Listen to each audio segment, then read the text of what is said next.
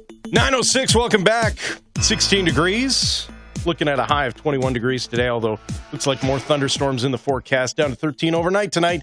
Back up to 23, and thankfully just mainly sunny skies for your Saturday. It is Will Fraser. Dustin Nielsen is off golf, and he gets to take his weekend an hour earlier than the rest of us. But it's good because it clears out space in the studio. Is that our name now, Space? That's it's always been your nickname.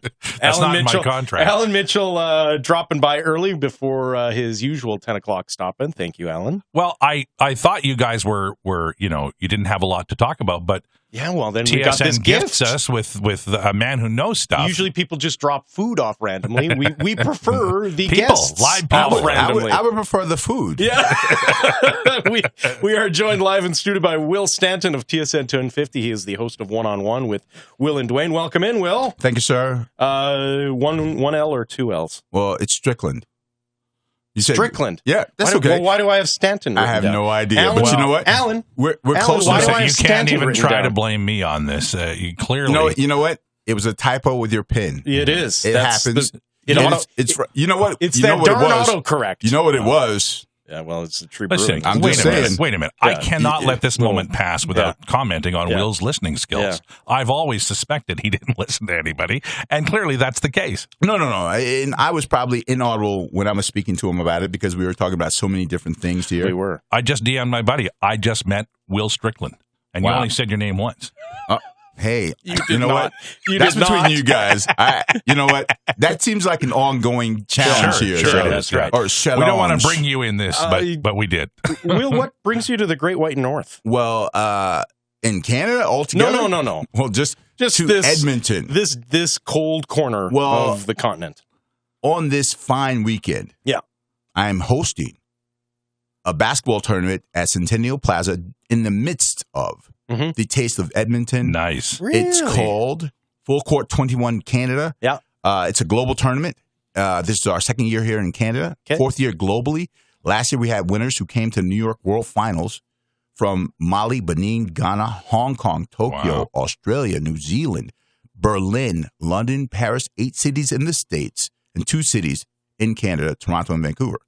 Just by word of mouth. We didn't call anyone. Yeah. Paul Sard knew about it. I talked to Paul, who does a great job in the basketball hour here. You know Paul? Yeah. Well, absolutely. then you're a good listener. Absolutely. And you know, now we're in Edmonton, Halifax, and Montreal in addition to those cities. And this year's just exploding. I mean, it's growing so organically. Yes. We've had our first one in Beijing, China. We expanded to 3 other cities in Japan.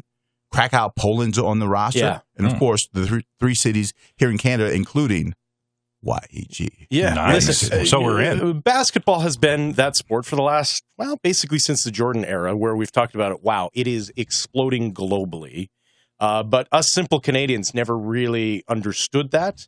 But You guys invented the game. But we're part of that game. explosion, aren't we? Like Absolutely. You are seeing a major uptick in basketball in this country. I mean, 2 number 1 overall picks in the NBA is probably pretty good proof. But just overall, the overall depth of talent, it's becoming really impressive. You have isn't an NBA champion and Tristan Thompson playing for the Cleveland Cavaliers. Yeah, so many guys who are playing on NBA rosters. And it gives the kids across the country, from coast to coast to coast, an opportunity to feel like, hey, this is more than just a dream. And I think a lot of this, when we're doing Full Court 21, and I talked to Paul about this as well, is that the kids outside of the GTA want to be recognized for their skills. Because there's, whether it's perception or reality, that there's an idea that only the kids from the GTA get chosen for the national team and stuff like that. Yep. There's talent all across this country. We're trying to mine some of that talent with Full Court 21 Canada. Yeah, Kelly Olynyk, Kamloops, BC. Absolutely. Yeah. The interesting thing for me about this, I mean, I watch the NBA draft every year, and you know, you talk about going global. There are kids from all over the world getting drafted, not just like first round, high first round. Yeah. And that does seem to be, I mean, I remember following on ESPN back when it was a totally different show. Seemed like it was, you're talking a lot of American colleges, and these are kids from the States, and, you know, sometimes you get a high school kid in there or whatever. And the great thing about it is that as it expands globally, the product is better. Like, absolutely. The NBA product, I don't think it's ever been better than it is now. Yeah, I mean, and it's in 217 countries around the world. I mean, they have outlets, and people are engaged and tuned in to the narratives, whether it be, young Kristaps Porzingis, we like to call him 3-6 Latvia, on the show, and guys who come from everywhere in every corner on the planet who engage and entertain and bring an essence of greatness from around the globe to the sport. Canadian kids are heading south to play basketball. You're an American kid who came north to talk about it. I am the Americanadian, sir. I trademarked that. I will sue. I'm from the most litigious country in the world. We sue. We sue. So, well, you're in a country that says sorry a lot. So, also, just so you know, when you sue in this country, there's not as many zeros. Yeah. Well, you know what? Sometimes you got to take what you can get. But, I enjoy here. I love being in Canada, and I've had a great time. I've been so many places in this country. I've had Canadians tell me they've never been to as many places and they're from here. So just being able to enjoy the greatness of this country from the Yukon and the territories on down to the Atlantic coast, it's been a fantastic ride so far. We're speaking with Will Strickland from TSN 1050. He is the host of One-on-One with Will and Dwayne. And you are in town promoting a basketball tournament that takes place this weekend? Yes, sir. Full Court 21 Canada at Centennial Plaza. This Saturday from 12 to 6, downtown Edmonton, Alberta, Canada. Are you still surprised with how surprised you get at the talent that you see at these tournaments? Never. Yeah? Never. I think that as the game grows, and I've been all over the city, okay? Yeah. So I've been driving around since Tuesday. Yeah. Going to different gyms, north side. Yeah. Who has the best bowlers? South side. Who has the best bowlers? Yeah. Downtown. Who has the best bowlers? Yeah. I want them to show me. Come down to Centennial Plaza and get on to Full Court 21 Canada. Qualify for your chance to play in the World Finals in New York City. Plus, I give away such great prizes. I give away almost $2,000 worth of prizes. Come on. A huge bag of Nike stuff, including brand new sneakers. And a couple of pairs of sneakers. Now, this is noon to 6 tomorrow, then. Noon to 6. Now we're interested. The free Absolutely. stuff. And he shows up empty-handed. No, but here's the thing. And we gave him beer. I'll tell you guys this. I do have shirts for you guys. Yeah. They're just not here yet. Blame FedEx. They'll be here. But maybe this is an inducement to get you guys to come down to record. There you go. Hello. There you go. And maybe I should think about this on all my stops. It's a blame FedEx. That's right. Although I want them as a sponsor at some point, so maybe don't blame them. I'll tone it down a bit. There's a hiccup in the scheduling or something like that. I might have written it down wrong. Yeah, something like that. All right. Let's talk a little basketball right now because we've got you here. Canada misses out on going to the Rio Olympics. How much does it matter to you? Because to a lot of NBA players, it doesn't seem to matter all that much. Well, no one wants to go to this year's Olympics. Well, I think there are a lot of problems in Brazil right now. And I understand guys backing out in that sense. But from a national pride standpoint, and I've never seen Canadians be chest-thumping flag wavers like Americans. It's different. Yeah. But there's a sense of pride in representing your country. And you also have to look at, the possibility that as a young guy, if you catch this virus, it does some pretty bad things to you. And if you want to have children, I mean, that's a real risk. Mm-hmm. So it's tough to weigh in, I guess, as an outsider, as someone who, maybe the fans who don't play basketball or don't understand the risk involved, plus their NBA careers, they say, oh, you're not representing your country and whatever. And I'm like, that's a tough, slippery slope. You got to, be delicate about it. Well, how much is the current NBA contract situation playing into that? Because, I mean, we've seen a ridiculous amount of money get handed out this offseason that if you are up in the next couple of years for a new contract, how scared are you that you are going to injure yourself in something like this and all of a sudden you're not going to make $15 million extra? That's an inherent risk anytime you play a sport. Yeah. Doesn't matter whether you're in the off season. You can be in the shower and slip on a bar of soap and break your leg. Anything can happen. I've heard of guys stepping on their dogs and being out for 6 weeks with a sprained MCL. So that's part of the risk you buy into as soon as you say, I'm going to be a professional athlete. Yeah.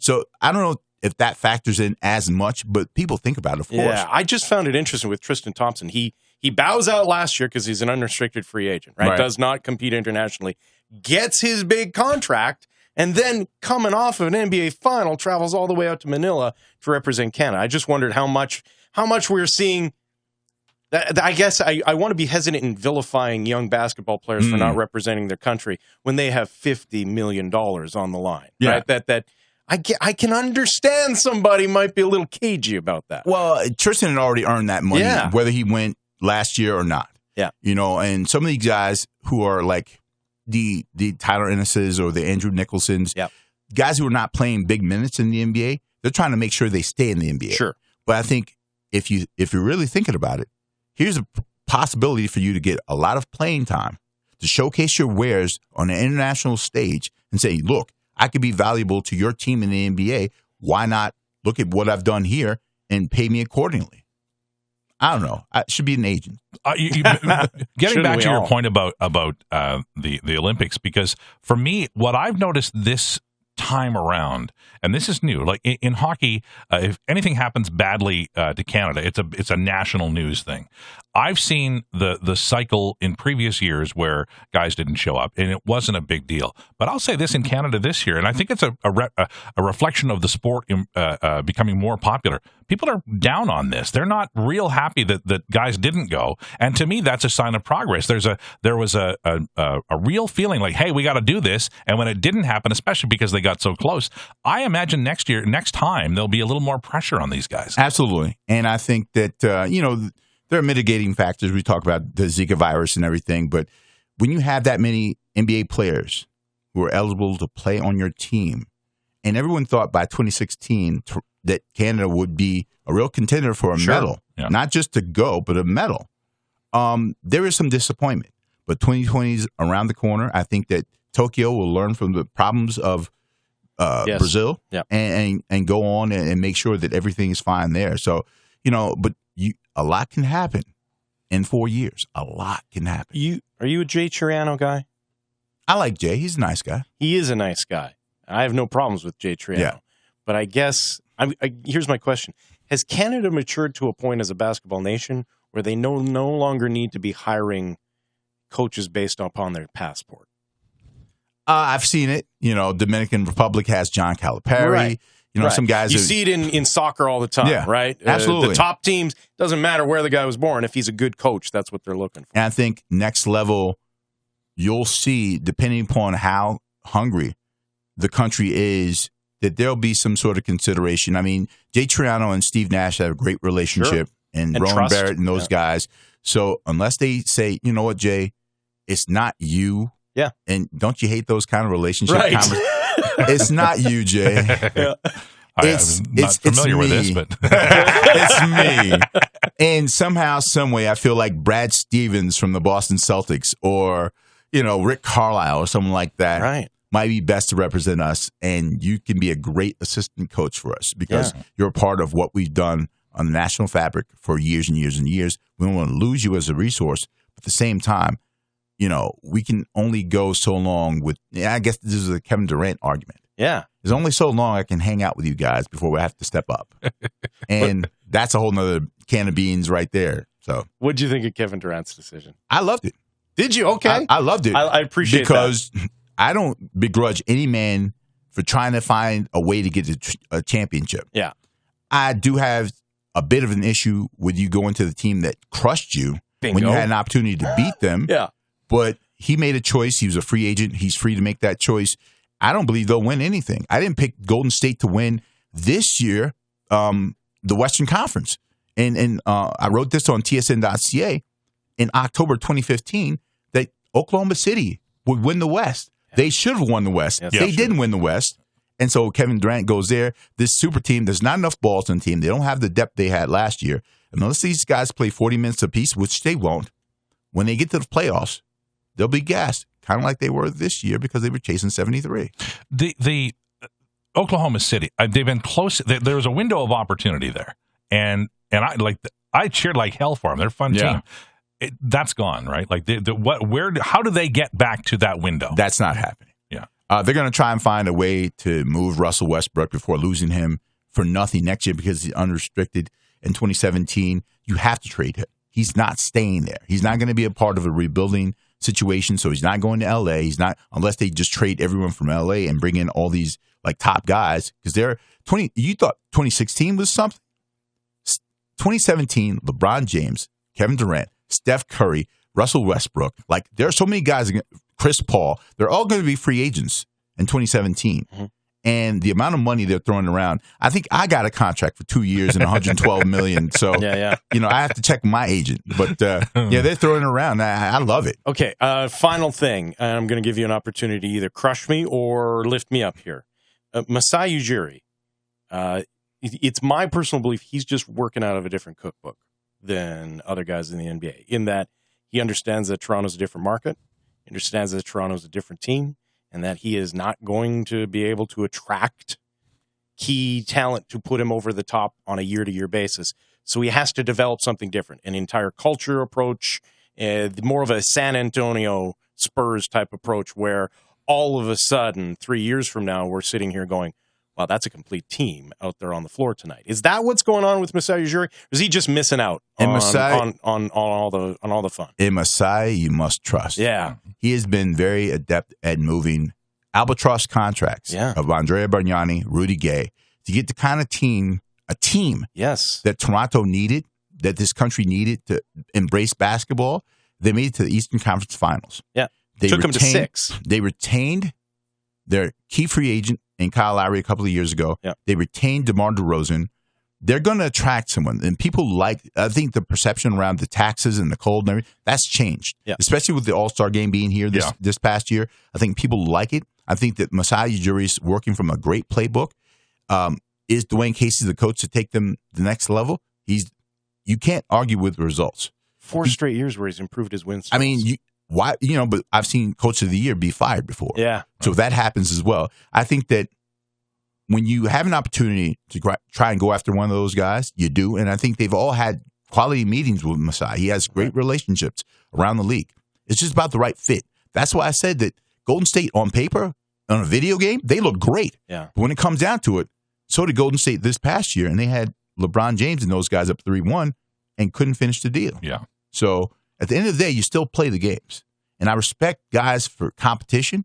And I respect them for working. I think that Masai Ujiri is going to have a competitive team that's going to compete for an NBA final at least once in the next 5 years. You going to talk basketball like this with anyone who approaches you in the street? As I always do. I am made to do this, sir. So where can they find you this weekend? They can find me at Centennial Plaza, downtown Edmonton, Alberta, Canada. In the midst of the taste of Edmonton, I'm going to try out a couple of things. I love it, man. I'm going to try everything, and I'm going to try not to eat too much. But I want you to come down and enjoy as much basketball as possible. Full Court 21 Canada from 12 to 6 this Saturday. Come out, enjoy it. We'd love to have you. Will Strickland from TSN 1050 either go and play basketball in front of him or just talk basketball to him this weekend. You heard all the details there. Thanks for coming in, my friend. Thank you, guys.